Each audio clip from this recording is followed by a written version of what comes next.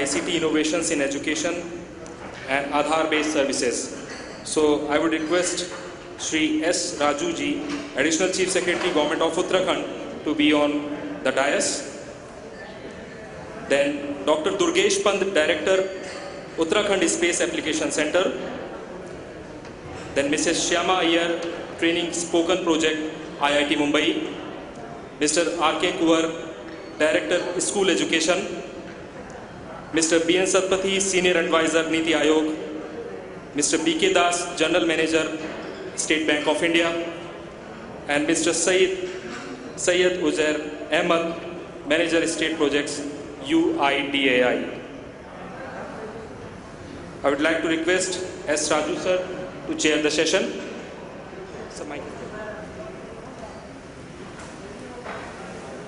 Your combined sessions into one another. Education and Aadhaar based. I see. Right. What? All people. Now there will be big presentation one by one. Na? Who's going to do the first one? Acha.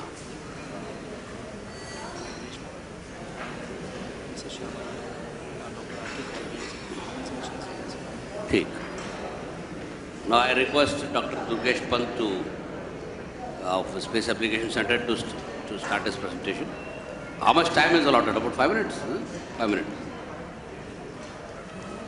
अगर 5 minutes कहेंगे तो वो 10 minutes हो ही जाता है. वही मैं करा. अगर जब 5 minutes कहते वो 10 minutes हो ही. इसमें चीनी नहीं है.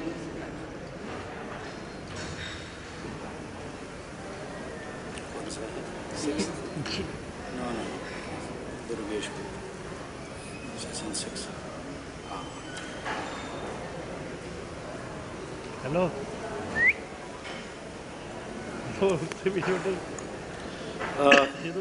Good afternoon to you all. Very, very eminent, respected Additional Chief Secretary is the chair of the session, and all the wonderful people on the dais and off the dais.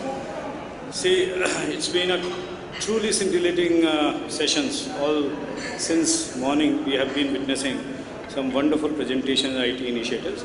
This is with regard to innovation and what I call it disruptive innovation in education, because education happens to be the sole sustenance of society. So it goes like this, and it is also in tune with what Honorable Chief Minister earlier in the day during the inaugural session, what he talked about, and I have also pushed in certain points that he had mentioned in the morning. So it's about, first and foremost, it's about Uttarakhand and Uttarakhand primarily, but it says it's a difficult geography. And difficult geography means a lot of, equations are changed, parameters are changed, issues are changed. So it is with regard to a difficult geography. That is what Uttarakhand is. And these are the challenges of difficult geographies, because there is extreme dependence on nature, physical limitations, hostile weather, as we have seen and we have come across all these issues since morning, and very, very tough sustenance. So this tough sustenance is also for the learner, and that learner is the last mile learner. And difficult geographies result in, at times, this is with regard to digital divide also. They don't have access, they don't have networks, they don't have all these issues, they don't have access to IT initiatives, e-governance. So, and earlier in the day, Chief Minister Saab was referring to, digital natives and digital immigrants. People who are now trying to get into this electronic zone. So they are digital immigrants, otherwise the generation which is born after 90, in 90s and this particular generation, they are the natives. So they accept, they assimilate technology. And this difficult geography also results in poor service delivery, and also these difficult geographies, definitely they witness disasters. So these are natural disasters which have occurred recently. But one very, very interesting thing that has happened is reconstruction is such an important thing. Reconstruction after all these devastations, These offer wonderful opportunities. And to me, education happens to be the biggest reconstructor. If we have education and rock solid education, it does mean that reconstruction has, it can do wonders. Now education holds the key, and which way can we innovate? So it can check migration, it can accentuate rehabilitation, because amount of migration that is taking place from up the hills and to all these places, that is absolutely appalling. So how do you stop that? So meaning thereby you got to have a robust education system that could at least provide people, a means and a hope to stay back. So combating difficult for survival and strengthening resilience and preparing future roadmap, education can help. And this one will give you education, what used to happen and what is also presently happening. It is not merely a question of bricks and mortar. Now things are changed. In this century, morning we were talking in terms of internet of things, internet of everything, internet of anything. So things are changing, and the day is going to come when in 16, 17 you're going to have virtually internet embedded, internet chipped into virtually all devices, billions of devices. So meaning thereby, in place of bricks and mortar, yes, you can have it, but you're also it has to give way to digital blocks, so that your schools, your institutions, your universities, colleges could truly become intelligent. And the role of the teacher is changing very, very fast. It is now more of a moderator. Teacher is more of a moderator. He has access to technology. He knows technology. If he can use technology, thereby he can as well moderate to his learner, to his student. What has happened is, because what I have witnessed, Mr. Chairman, 89 I joined Kumaon University. I happened to be the first person who joined computer science department. It was 26 years back. And till date there are only 2 teachers. And that has happened across board, all universities. So this technical vertical, this technical computer science, IT, other technology, this vertical, it could not come up. And it is also a big, big challenge in institutions, schools, because as such there is no technology verticals. So what is happening, all devices, all apparatus, whatever you give them, in this age of device explosion, where things are happening so fast, so rapidly, because you don't happen to have that resource, human resource, and thereby all things are just lying idle. That's a big issue and gap we have identified. And best content is available. You know for certain, amount of information we have generated in last 2 years, humanity hasn't generated in last 5,000 years. So there are OERs, and fortunately in Uttarakhand innovation is, yes, we have developed open educational resources. And only 3-4 days back, we had at Open University, Uttarakhand Open University, we could develop first MOOC, that is on community radio. So that was an innovation. Initially it took time as if it is going to be a very cumbersome exercise, but it came out very well and now accepted by one and all. And customized, not necessarily English, but English, local languages, it can support all, MOOCs, OER. And that way, in real-time interaction, it can really help last mile learner, LML, that is the need of this state where this LML got to be held and benefited. Re-scripting through digital intervention, it's important because everybody got to be in its ambit, pervasive got to be, it got to also support access, and it got to also be inclusive. This morning, the reference was there. At times, IT looks like very, very exclusive. Very exclusive. People are loath to accepting it. Electronic engagement with people, because we did a research study and it was seen that people were generally loath to accepting technology. So there is need to bring them, to make it more and more inclusive. We call it inclusive IT. V-governance also, like M-governance, E-governance, V-governance at village level. It is so very important, and through which education can be innovated. And equity. Equity is so very important because otherwise there is an information divide. I call it information haves and information have-nots. Through Aadhaar, through other things, those benefits can only be prevailed, can only be given if there is no apartheid, there is no information apartheid, and that is possible only when this information divide is bridged properly. So these are technological upsurges, those are happening in computing in IT. There are MOOCs, there are OER, cloud is there, massive amount of information is there. There is e-learning, there is M-learning, there is computational thinking which is coming up so very fast. There is big data, analytics. This morning we were discussing about Internet of Things, data warehousing. Massive amount of data is there that got to be extracted so that it could really benefit people. And of course, in UK, we are also UK, in United Kingdom, they are talking and they are practicing, computational thinking.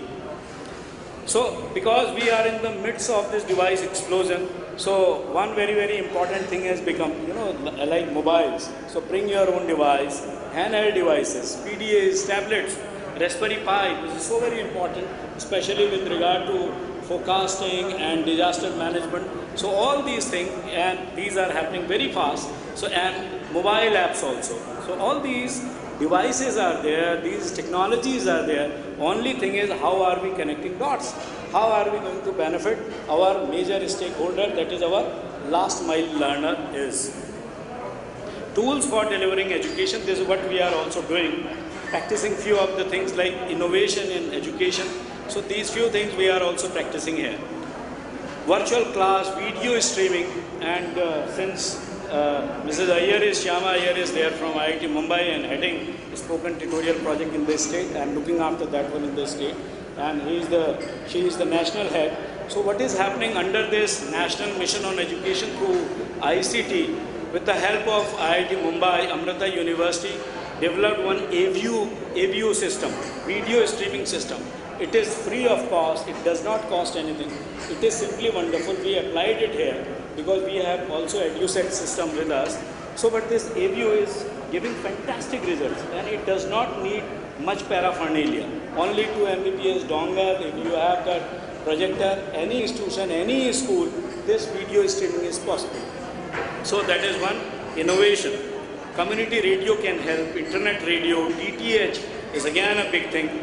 Networks, knowledge networks, so on, so forth. E-learning, mobile regimes, educational quotas can truly revolutionize and transform any state for that matter. This is without grid. If there is no grid, there are no networks, and possibly this is with grid, and of course we can have multiple linkages, multiple resource centers. Why can't universities, colleges be unified? Why can't it be there? Why can't we have a common network through which we can innovate? Because ultimately all these centers are for knowledge creation and for knowledge dissemination. So other institutions can also be brought in. This is one of the flowchart. This is what we wanted. This is technology-enabled education is possibly the only solution through which we can empower our learner. There is no other way out, only through technology-enabled education. This is one abstract model, and this is physical schema of this thing, how it will go about, how all these networks and finally can culminate into the final delivery. Associative and inclusive IT, as Honorable Chief Minister this morning was referring to, how especially in villages, far-flung areas, people are generally not accepting in school. We generally come to know about the situation where students are not interested, they are not coming to the school. In that situation, what can happen is community learning, group learning, it can be promoted, and through associative IT, inclusive IT, this whole idea can, it can do wonders. And this is again White Dove's approach, through which again so many members of the community, they can help in really raising the basic educational standard of the state. This is, we organized this satellite-based student conference, again one of the innovations we did it. And sir, it was so very successful. People participated from Berena, Agasthamuni, Gopeshwar, all those colleges they participated, and very, very actively they participated, part of our this EduSet program. So they did, and again, these days again, when the streaming is on, so the students participate. But again, the thing is, maintainability and other issues are there, and because of which, if we cannot run this system, so at least we got to have a system which I refer as a view system. So existing gaps were there while we were using this EduSet, establishing new SITs, satellite interactive terminal was an issue. Weather conditions, weather is precarious. So what was happening, this link problem was there. User interface issues, because at the other end, suppose nobody is logging on, putting on the system, so it was not functional, and time-bound communication. So all those issues were there. So for henceforth, we introduce and innovate solutions of AView. And there are other such streaming systems, so those could be easily used. And this is about this Amrita, and fortunately we have already taken about 400 IDs and passwords from Amrita University. They have readily given us, and since few of them have been already downloaded, so those are operational. And MOOCs, this community radio, as I have already discussed, it has already been innovated, launched. And this power of geospatial, because ultimately this GIS holds the key. Sky holds the key. In the midst of times we are presently, GIS happens to have the, it's a very, very powerful technology. So mobile integrated with GIS, of course, can do wonders with regard to all the issues and sessions that we were elaborating, and elucidation was going on since morning. So this is one school mapping, and Kumar Sahab will also, he will throw light on this. But this school mapping, it's a very interesting system, and Space Application Center, Uttarakhand Application Center, it's the last slide. We have already mapped 32,000 plus schools of the state, entire state. In fact, presently this look and feel and this coding part is on. Final one, beta version has already been, it is already there. We can also log on to it if anybody wishes. You can also provide your insight about it. So what can happen is, this is already there, it has already been mapped, it is soon going to be rolled out. So what can happen, innovation can be, if at all we can video stream with all these institutions. So there is possibility of a teacher, resource, content, whatever is there. So if we have this technology through which we can hook up to that institution, that can be something fantastic and something extraordinary that can happen. Because it's a small state, though difficult geography, but ultimately solutions are of course there. So this can be something very, very interesting. Need of the hour, therefore, is to ensure customized models, to ensure optimum benefits, and rather than we should take action. If that action is taken, it means yes, there is a way forward. And approach should be from inclusive to exclusive.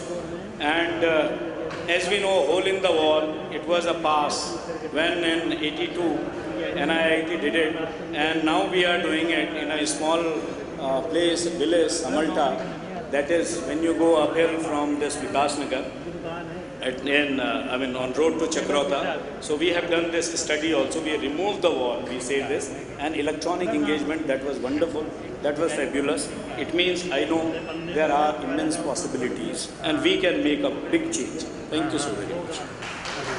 Thank you, Dr. Pant. That was a very relevant presentation for a hill state like this. He brought out the constraints of it and he explained how it's possible to do it. Now I am requesting Ms. Shama Iyer. What is your topic? Training, and this is on open source. Open source.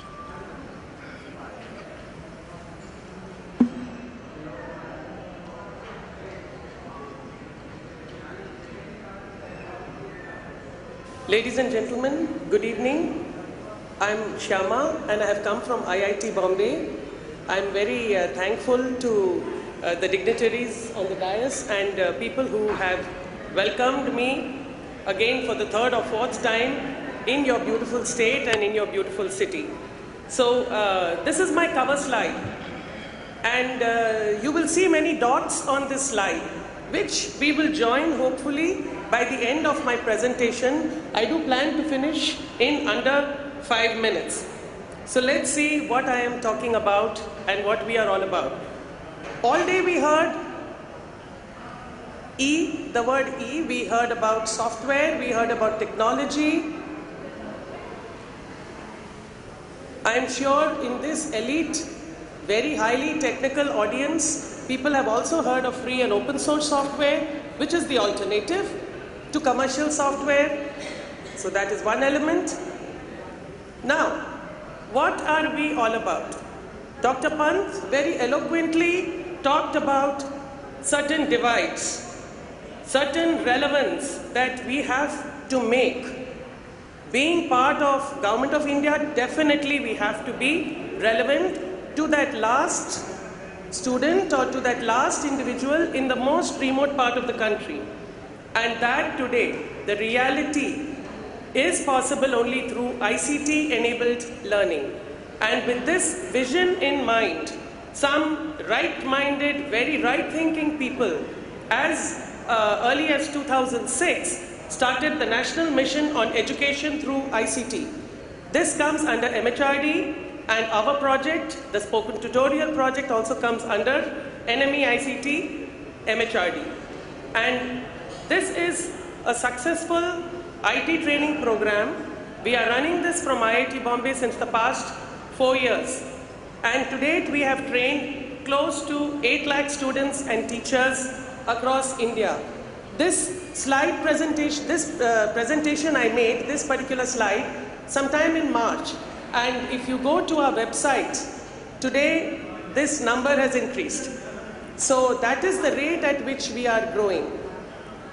I would like to tell you MOOCs, Massive Open Online Courses. This is the only MOOCs in the world which is interactive.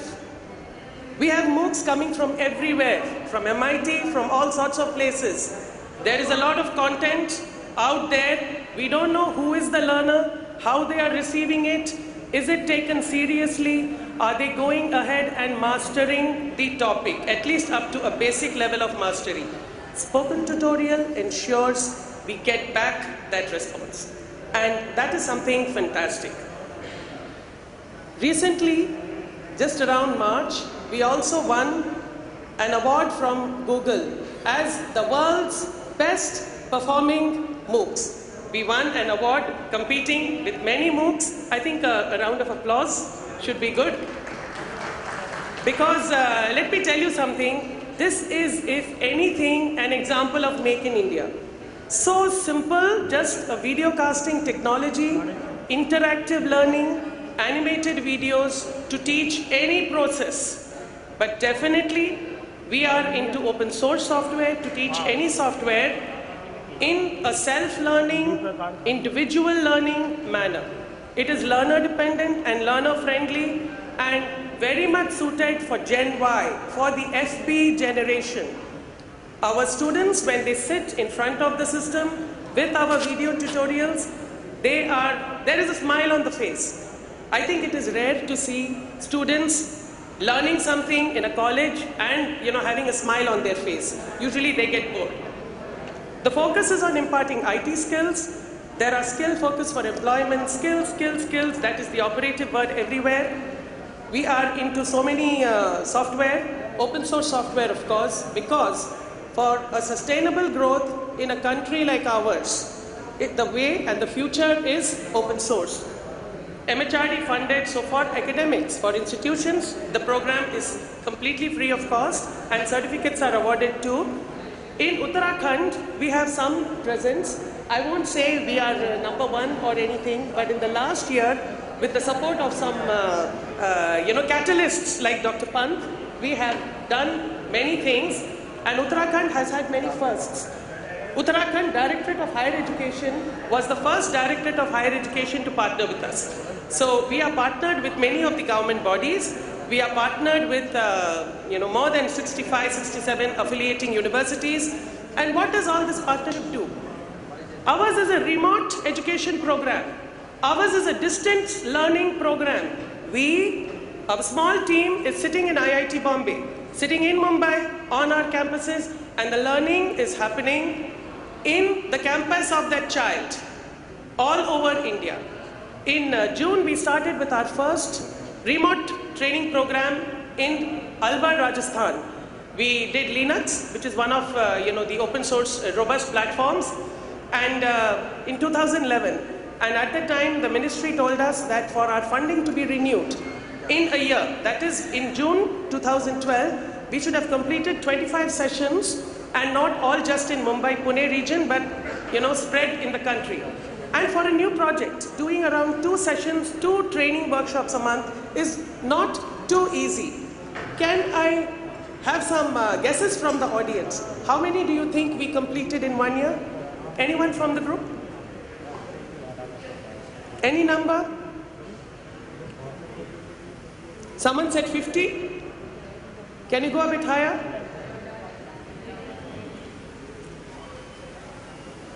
People did have their coffee and tea and everything, no?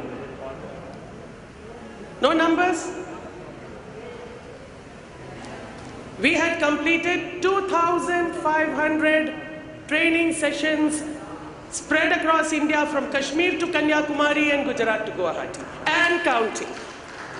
And all of this happened because of grassroots partners. So I think we have evolved a model for some of the fascinating ideas that have come in development all through the day, where with spending very little money, just accessing people, we can really sort of move to implementation in a very fabulous way. So I am the national head for training, and I have a group of 25, 27 enthusiastic managers, including one for Uttarakhand.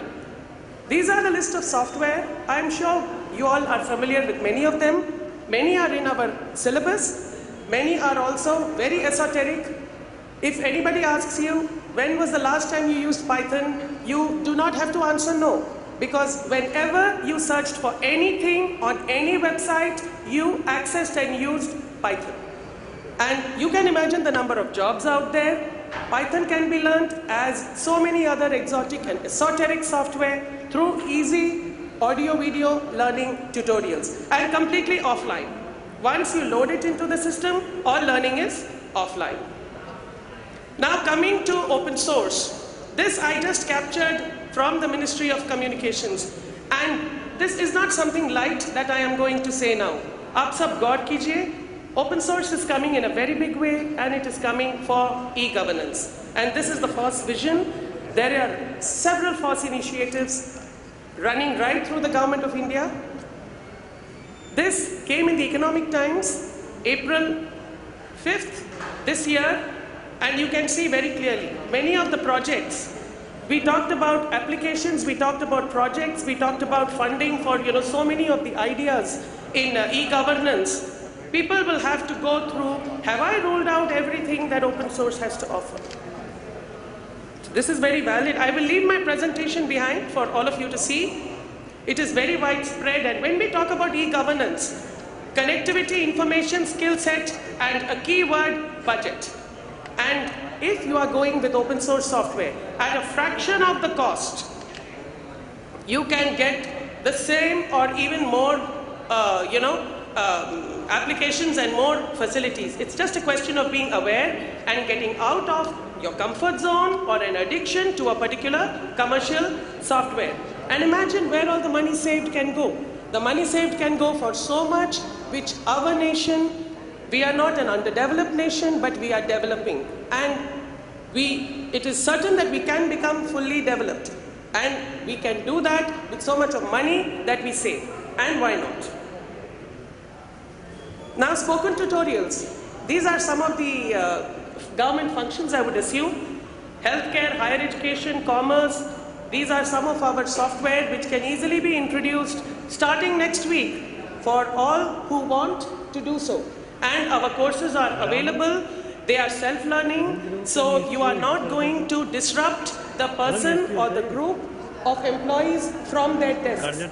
You will save in man hours, you will save in trainer cost, and there is a structure in the sense that after about a month or 2 months, the batches will come back for assessment tests and get certificates. And the image of any startup, any entrepreneurship, any government organization will really be enhanced when they say, yes, our employees have certificates from IIT Bombay, and these courses are developed by the best in the business, IIT Bombay.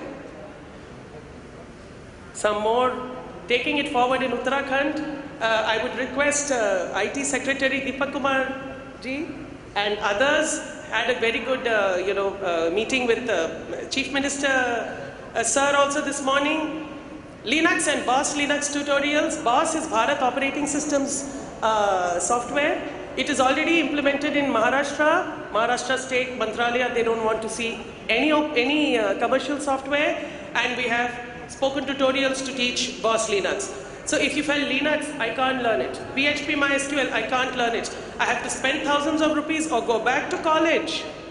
Now you don't need to, because you have spoken tutorials, and commercial software do not come with a tutor to teach you in as little time as a weekend. Isn't that something fantastic? And what does self-learning do? Self-learning gives you self-confidence, and self-confidence is the biggest self-motivator for you to really make progress. This is something from the Hindu.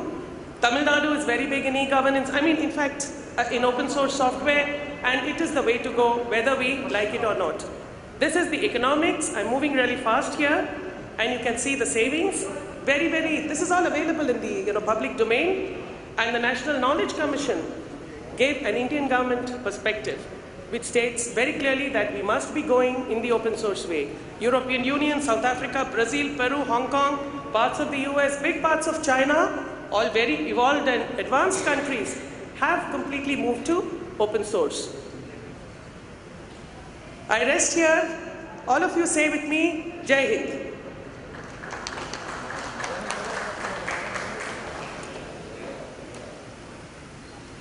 Thank you.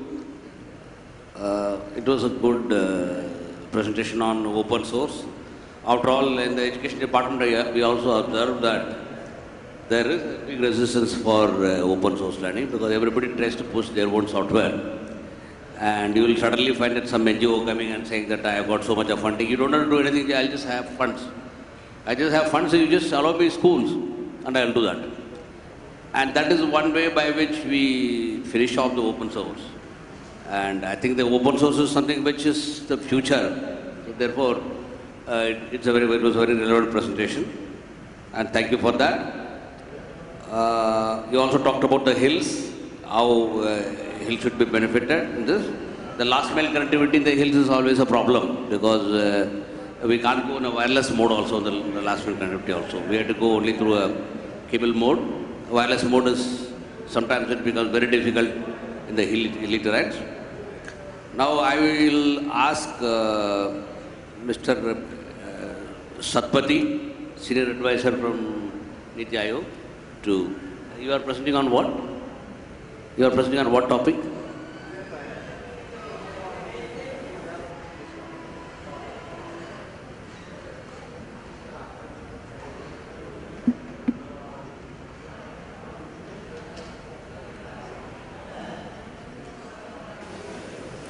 Thank you, Chair, for preponing this thing, and I will not go through the slides because we are rushing from one presentation to another, and this is something that's slightly analytical and a policy perspective coming from Niti Aayog, which has been there for the last, I believe it began in 1st of January 2015. And we in Niti Aayog were working on various aspects, and my basic purpose is to speak on that in this context of e-Uttarakhand. We must go back to history to see why e-governance was approved in 2006. The cabinet approved in 2006, and it is almost 9 years. But today, all the presentations you have seen is already work in progress, various aspects of e-governance, e-health, e-education. Basically, it is G to C and G to B. Now, the government, the new government, when it came into existence, announced Digital India. My question to this august audience is, what is the objective of Digital India? All of you have seen the various components. How does it differ from e-governance? Does it include e-governance? Does it exclude e-governance? Now, the basic thrust of Digital India is the digital economy. It is B to C. In a very crude way, I can say from e-governance to e-commerce to e-development.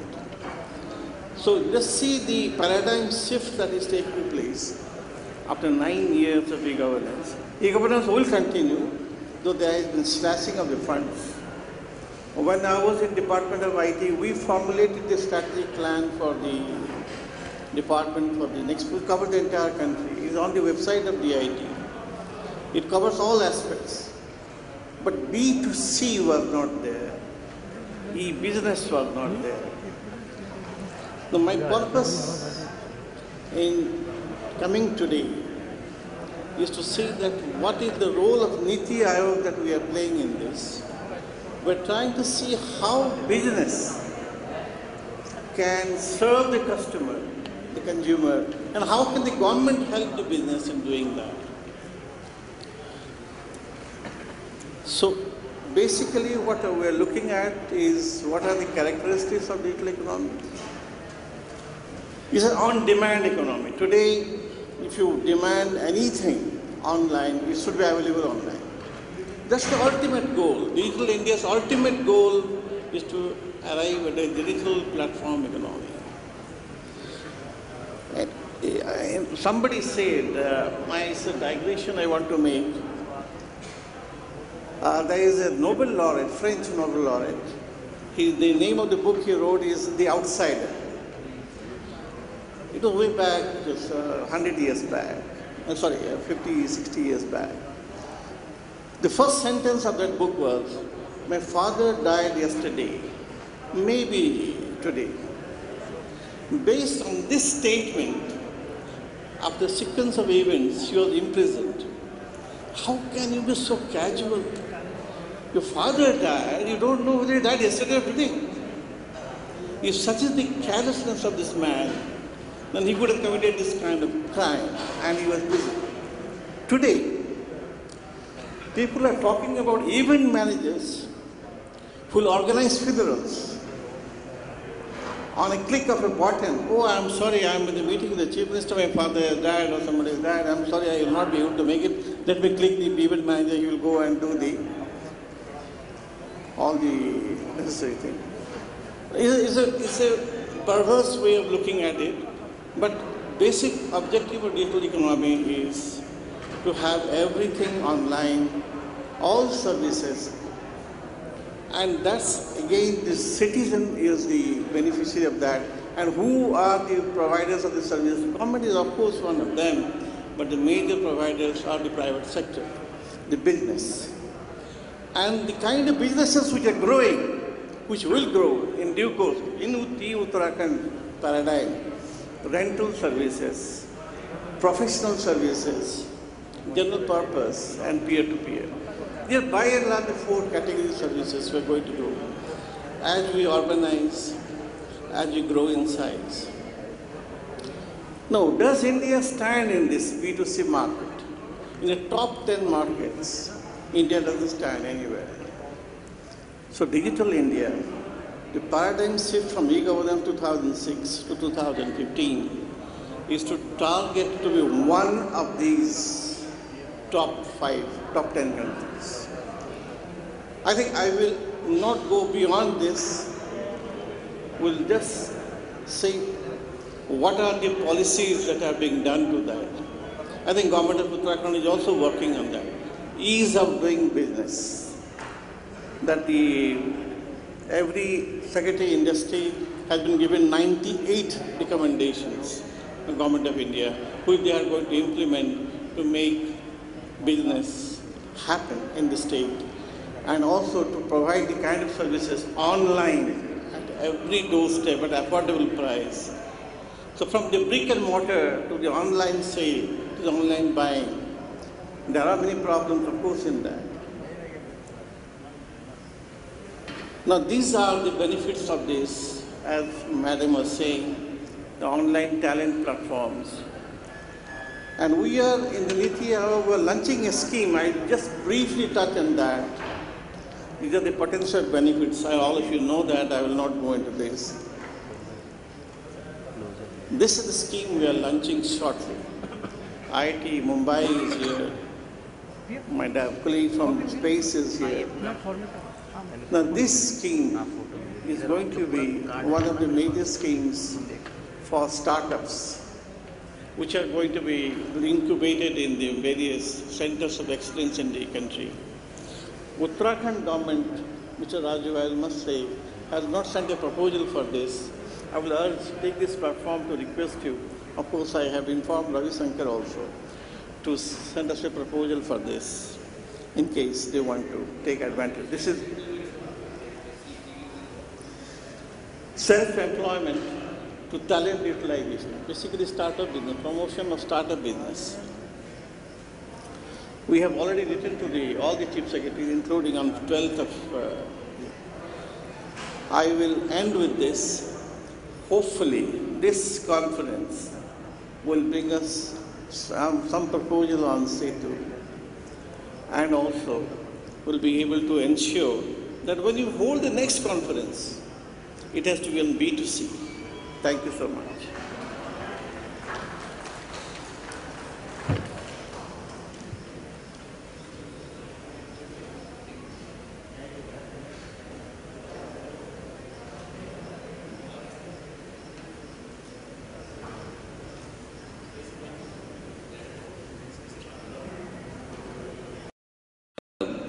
Ease of doing business. And it was very nice presentation on e-platform, digital platform. And also, I thought the main stress is something else, but now the main stress seems to be setting up startups. The major problem in our country is how to facilitate the startup, because our country was always known for cronyism, and we have got people who have advantage just because they are already established in the market. And startups is something which is probably the major reason why some economies have gone much ahead. So I think this was a very relevant presentation on how to encourage the startups and how this digital platform is going to help them. Now I invite Dr. B.K. Das, General Manager of State Bank of India. Impact of ICT on banking.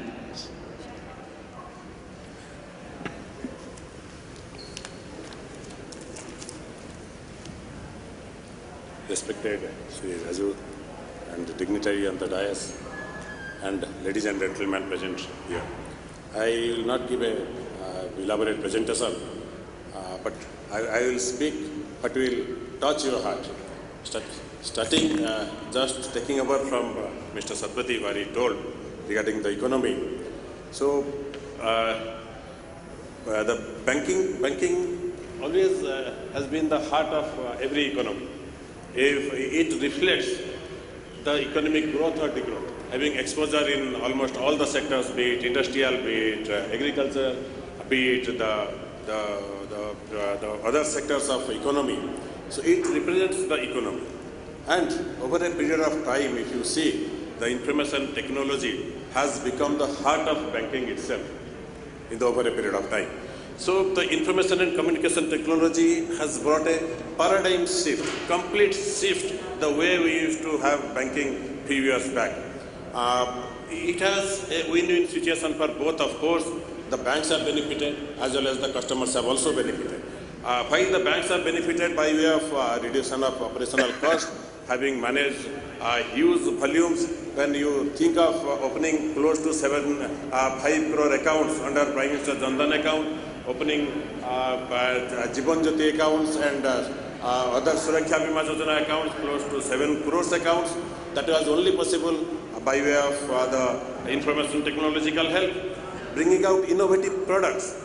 If you see, earlier we used to have savings products, fixed deposit products, recurring deposit products. Now the products have changed. If we say savings bank product, we call it savings plus. The savings banks come with different facilities. You have the ATM card with it, you have the internet banking with it, everything has shifted. You call it RD, now it is not called as RD. You can deposit as many times as possible in a month and the amount also varies. So this has also changed. What has most changed is the service delivery. Bank has now been able to reach out the customers at remotest of the places in terms of the branch network and in terms of the business correspondence network. That is only possible when we have gone through the technological development. So coming to that, benefit of the customers. It started with when the bank started the core banking solution. A customer from a branch banking has become a customer of the entire banking sector, entire bank. That is where is anywhere banking. He can go to any branch and have transaction. Then came the anytime and anywhere banking. It started with the ATM. ATM actually revolutionized the entire banking system. Earlier ATM used to have only payment system. Now if you go to any ATM, it not only dispenses cash for you, also provides many other functions like transfer of money, credit to the even Tirupati temple account, that you can do with that. Change your password, all other things. The next best thing which happened to the banking is the advent of www, as we know, and internet banking. Think of it, if you have an internet banking, you need not go to the branch or do anything. You can do anything outside the bank, anywhere where you are. You can purchase your train ticket, you can purchase your, you can book your aeroplane ticket, you can transfer money to your own account, to accounts of others, you can view your balance, you can do everything. Almost you can bank most of the products, you can order for a checkbook. Now other facilities has also been added. You can have the loan facilities also, you can have loan against the shares, you can trade. If you have the internet banking facility, you are having the trading platform along with the banking also. So it has become quite value added. But the next revolution in the banking will happen with the mobile banking. In case banks has to move to the customers and cater to the volumes of customers, it has to move to the mobile banking system. Mobile banking system not only have the P2P system, that is person-to-person transfer of money. Now government is thinking of having G2P system, government to person system. So the term banks have opened Jan Dhan accounts and accounts should be Aadhaar linked. We will also hear a little more from that, why it's so important, and the mobile banking. The three combined together, Jan Dhan, Aadhaar and mobile, popularly known as JAM, will revolutionize the banking system, and it has come up for discussion in the International Monetary Fund also. The Christian Lagarde also tells that this is one of its kind where the JAM will change the entire banking system, and government tries to give the benefits to the customers via this JAM facility. But the problem lies, we are developing the products, developing the delivery system, but how to create demand for that? We have opened so many accounts in Uttarakhand, 22 lakhs accounts in Uttarakhand, but most of them have become dormant. That is mostly because the literacy is not there. I was just thinking while Madam was presenting her case whether we can have some type of a module for the financial literacy also, where the people can go to that and know what are the appropriate models for them, what are the appropriate products for them, how the security features to be maintained. You will be surprised to know that even the educated people are being duped in banking either through ATM or through internet banking. So the financial, the no point in developing products and services unless it is being demanded and used by the people. So the technology has to be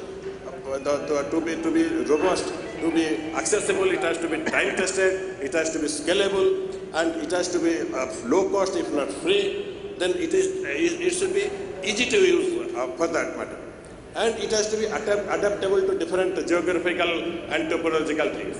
Here what happens, if there is a sudden rain or there is a sudden wind change, then half of our ATMs and banks go down, because the connectivity of BSNL also goes down along with that.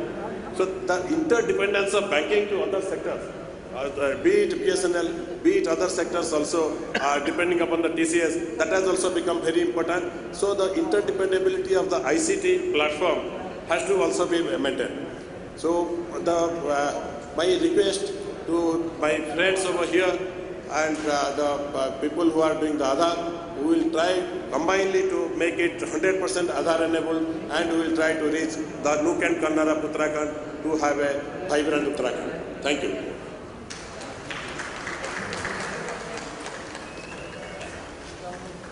Thank you, Mr. Das. he gave a good presentation on how the banks have exploded. Of course, 20 years back, we used to physically go and give a check to the banks, and I remember running around. And what happened in the last 15 years is a real revolution, and it's surprising, especially when they have such a strong union, how railways and the banks have managed to computerize their services. But I think the major advantage of their core banking system is financial inclusion of the poor. And even like, for example, I am also heading the social welfare department of the state. And I find that all our pensions and the scholarships to poor people, they are routed through the core banking system. And I find that it has a tremendous response from people.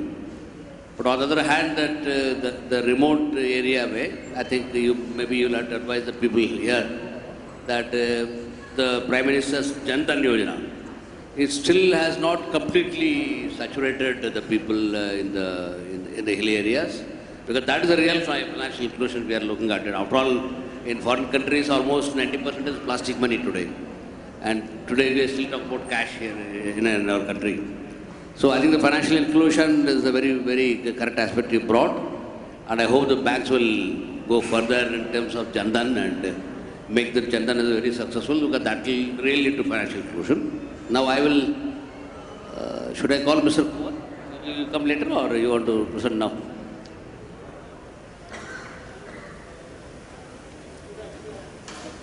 You have a flight, no? That's what I'm saying. Maybe I'll call you there. You are going to present on Aadhaar, no? Oh, that's a very fundamental thing. Please. Mr. Syed Ahmed, we are presenting on Aadhaar. He is from UIDAI.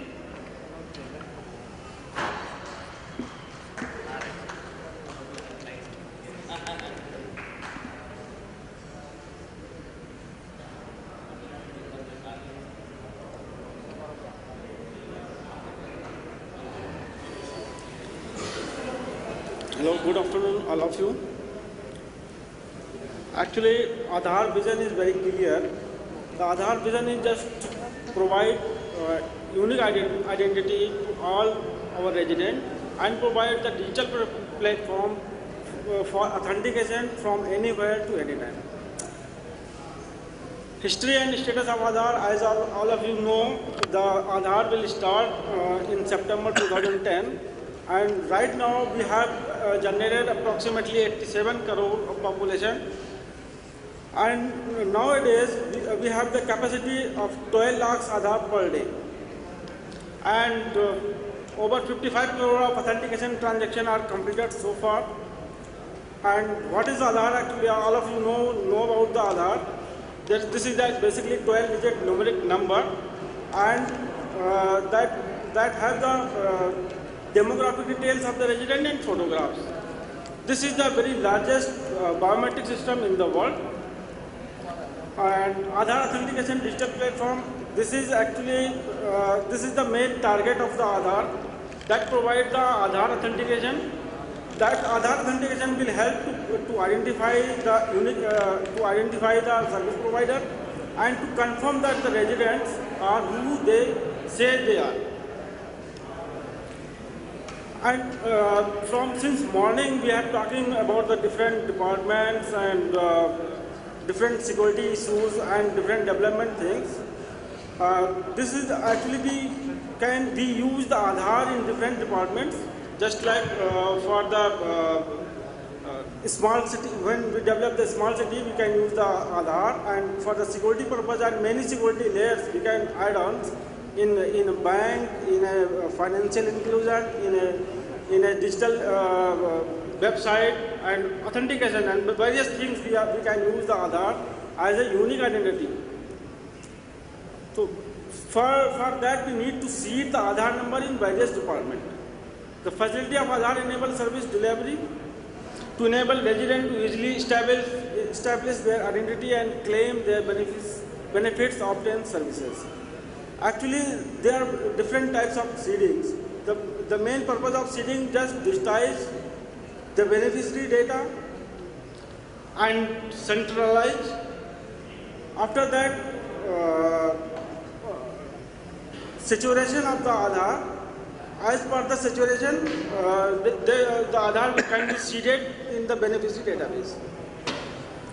Approach of seeding is actually match and verify and collect and verify. There are two types of seeding. First is the match and verify. Second one is the collect and verify. How we are doing in the database? One is the service delivery database. Suppose this is the NREGA that has his own database. This is the table 1, have many records. Aadhaar KYR database, we match both the tables, compare the demographic details. If the demographic details are the same, we can seed the Aadhaar number in NREGA data card.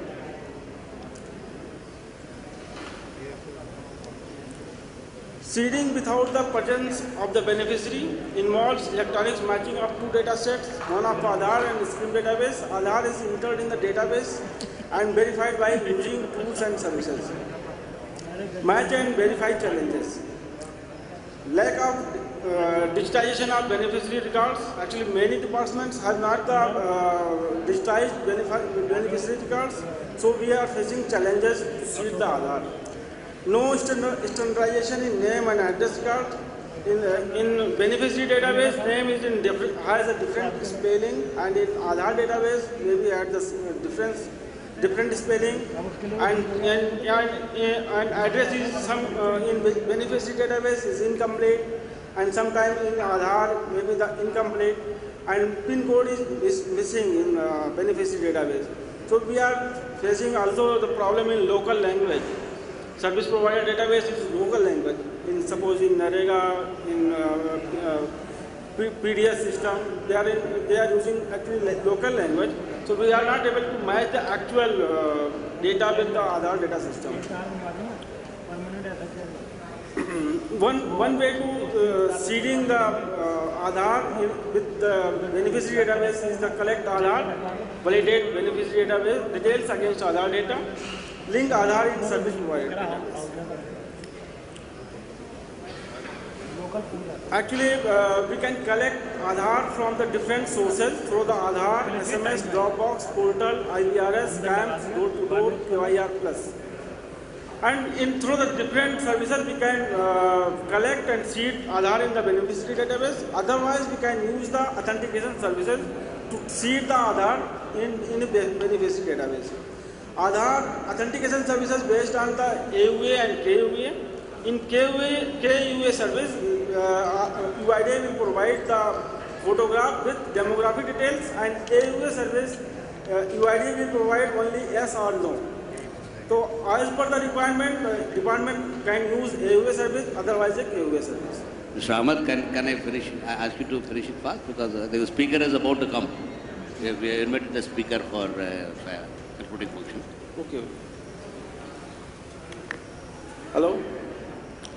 Yeah. And verification tool services, we can use the VEROP algorithm to seed the Aadhaar and SRDH, AUA service, KUA service, and RASF 1.0 and DSDV 2.0. DSDV is basically just view the details of the Aadhaar. We can provide as on the request and the request of the departments. VEROP algorithm just remove the incorrect Aadhaar numbers in time of entering the Aadhaar into the database. SRDH is actually the state resident data hub. That data is available with the state, and state can be match the Aadhaar data with the different departments, AUA service, KUA service, and KYC. And this is the process of the AUA service. The resident provides the Aadhaar number and fingers. The AUA service will return yes or no. And similar way, KUA service return the demographic details and photographs. This is the actual DSDB. This is our ecosystem. Through this ecosystem, we communicate with the resident. We are using more secure layers between ASA and AUA and sub-AUA and resident. So our data is very much secure. And this is the authentication ecosystem, how UIDAI authenticate the residents. through the AUA and KSA. ASA and KSA. This is the boarding process to become the AUA or ASA. Any government department can become AUA or ASA. This is the boarding process. And DSDB onboarding is after the ASA AUA on board, then the DSDB access tool, and through this they can check the residents' demographic details and photographs. This is actually our financial system, how this work with the Aadhaar-based systems. These are the sponsored bank and NPCI. NPCI have the actually Aadhaar number and bank account number, and that take services from the UID for the authentication and transaction from the bank. This is the APB process actually, Aadhaar-based system process. This is the APS architecture. How resident communicate with the Aadhaar-based system. This is the actually architecture. This is the end-to-end direct benefit transfer enabled by Aadhaar. How the resident get the payment through the Aadhaar system, and how they can seed our Aadhaar number in various departments like pension, Manrega, and scholarships. These are the best practices: seeding of database of PDS Delhi, EPIC Aadhaar seeding in Krishna district, self-service portal for EPIC seedings. Seeding methodology: Delhi PDS, they are using actually time circle, Dropbox, KYR plus, collection of Aadhaar, and various methodology. They are using and the EPIC system actually using the portal base just to provide the EPIC ID and UID and mobile number and generate the OTP, and OTP will go on the registered mobile number, and the EPIC web application automatically register this seed this Aadhaar number with against the EPIC ID. This is the actually case, Krishnanagar district. They are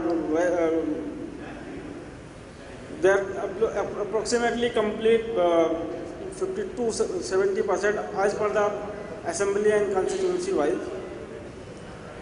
This is actually our Aadhaar-based enabled system. EPIC seeding key points. Thank you.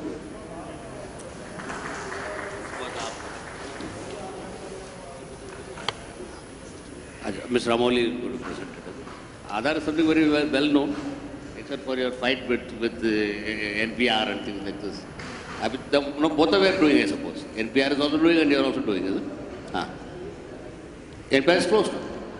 No, but I thought in Uttarakhand NPR is doing.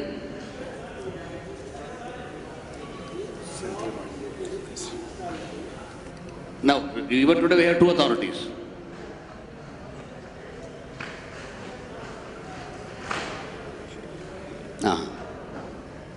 I see. So, but how much, what is the coverage so far in India? 87 crores have been good.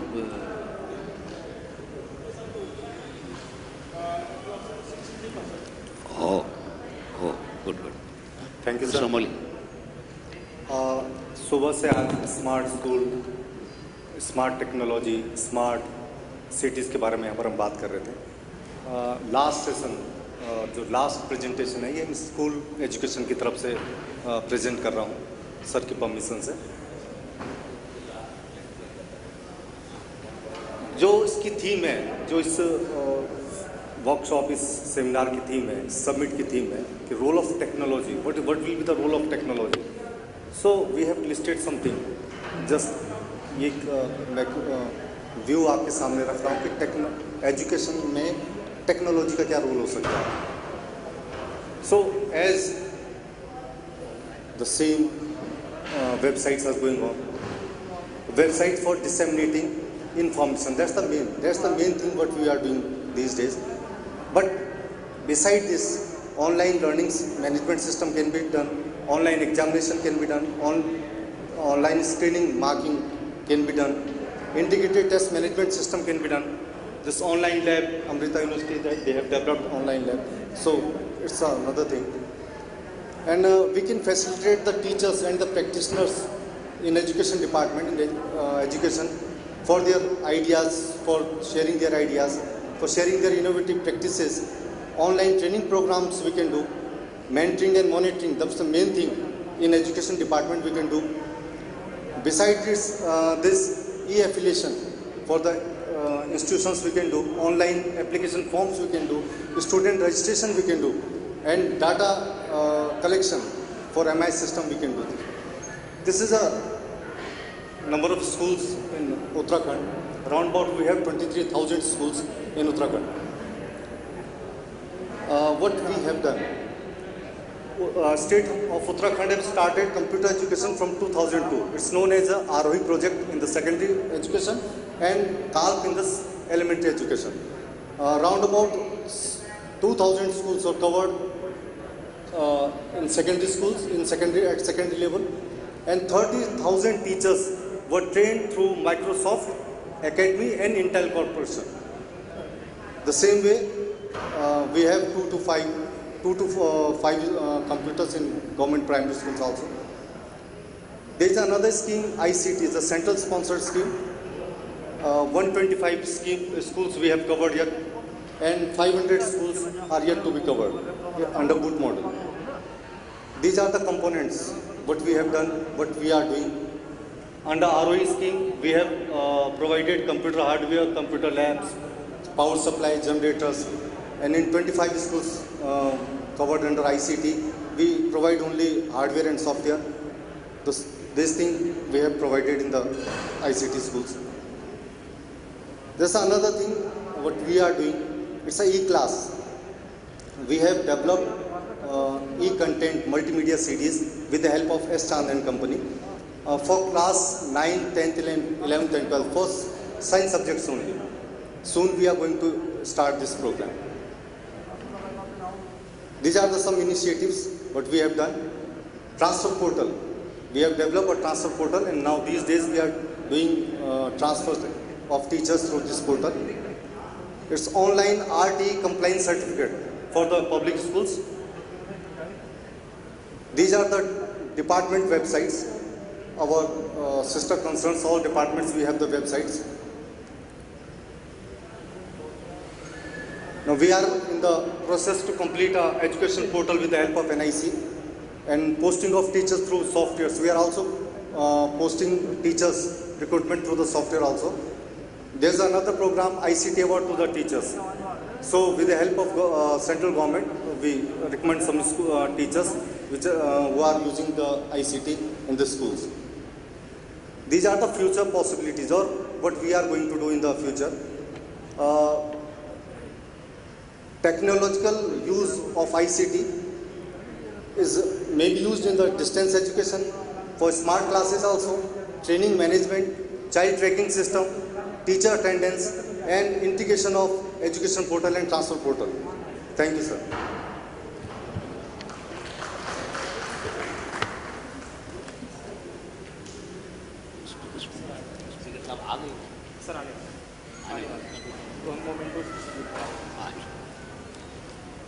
Sir, I would request S. Raju sir to distribute mementos to our speakers, to our dignitaries. Sir, mementos kindly distribute. To Mrs. Shyama Iyer, National Coordinator Training Spoken Tutorial Project, IIT Mumbai.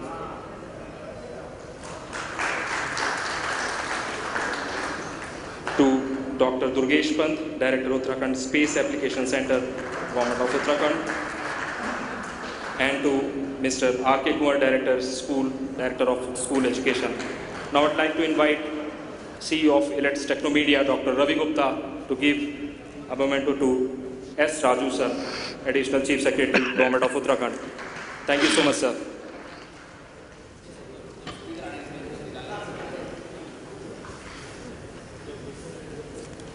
I would request for a group photo.